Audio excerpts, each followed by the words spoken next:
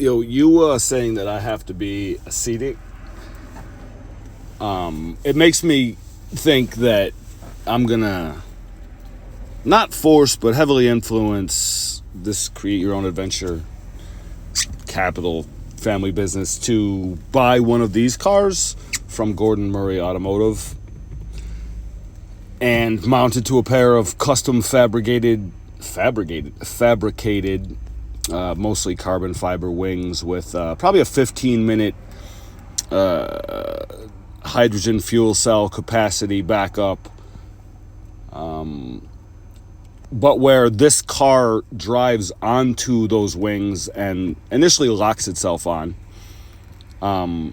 There might be a few titanium welds to the understructure that need to be added so that the titanium cams on the wing can actually rotate and fully engage and pull the T50S down onto the generator wheel.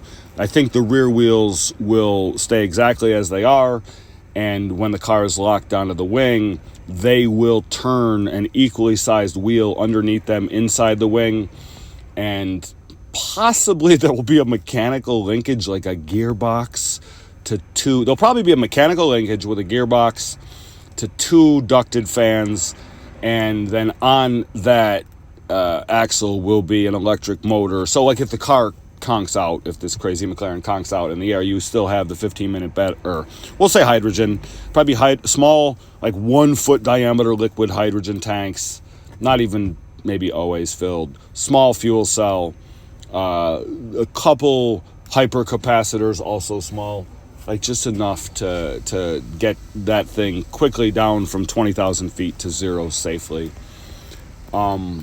Now, this would be a demonstration of some communiversity, some communiversitarian shit, some Shareport shit, right? We say, like, most of the people that are living and working with us live in some form of a super garage. It used to be called garages as opposed to garages, but now I think we call them super garages or hyper garages. And people will live essentially in a humble as fuck apartment above a 23 foot diameter, probably circular workshop where the corners of the building hold like hot water and circuit breakers and shit like that. But in the center of these garages, there will probably be an advanced version of the cranes that, Volin sometimes welds together and installs, which can spin 360 degrees. And basically the interior of the garages in a super garage will be configurable as a very, very accurate 3D printer, capable of printing anything that can fit through the doors of the garage. Since the corner pieces, which hide the hot water heater and the breakers and things, are not actually fully structural, they can be opened, and then since the actual structure of the first floor is a 25 foot diameter cylinder, it's 23 foot diameter on the inside, 25 foot on the outside. Like most everything in these garages might in fact be contained in the walls. So being a cylinder, the doors can be of the same exact. It's like a section of the cylinder can be the doors, and they can roll open following the shape. Ideally, we would just build cylinders, and in communiversity, even in science fiction, and or in reality, or just reality, they would probably be cylindrical. Like it's possible even that when our manufacturing techniques get far enough, some people would literally live inside of a pretty accurate scale model of the Pantheon, where it would be a cylinder with a fucking sphere inside of it.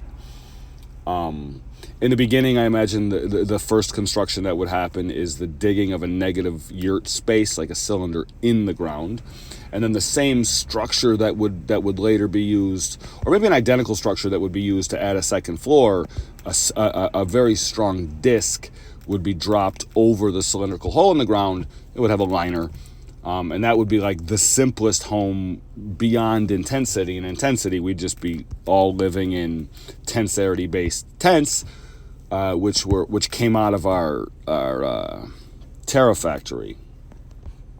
But this is the car, and I feel like I don't really know that much about you. I know you started a couple companies and sold one of them to a big company. And I wonder, like, if you were the opposite of an ascetic and you wanted to buy this car and you wanted to make a pair of carbon fiber wings with hydrogen fuel cells, or hydrogen and fuel cells and twin ducted fans and make it capable of doing 420 in the air, could you afford that? And I feel like it'd be insane, and it would completely, like, drastically affect your personal economics. But I think you could. My guess is that you could. Like, if you had an anti-stroke and became super excited and thought that somehow this would generate attention that would connect to something that changed the world, you could buy one of these cars and turn it into a car plane. And people would see that, and I don't know what the final wing design would be, but it wouldn't be produced until it was fucking gorgeous.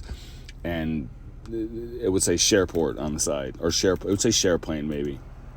A little bit of cognitive dissonance, but I'm a cognitive dissident.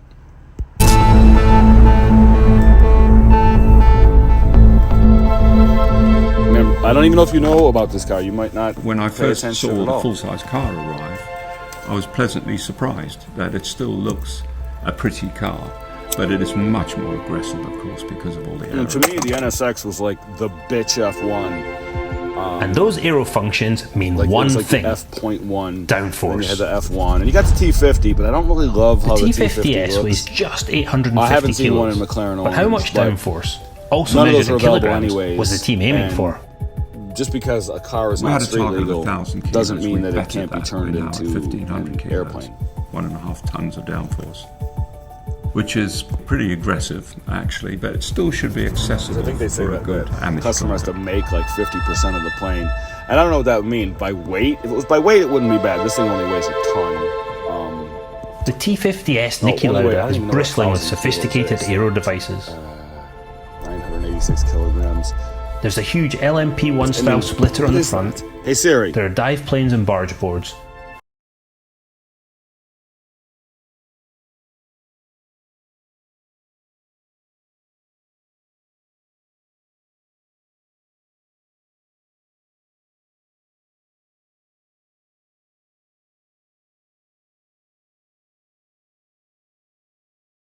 You could, I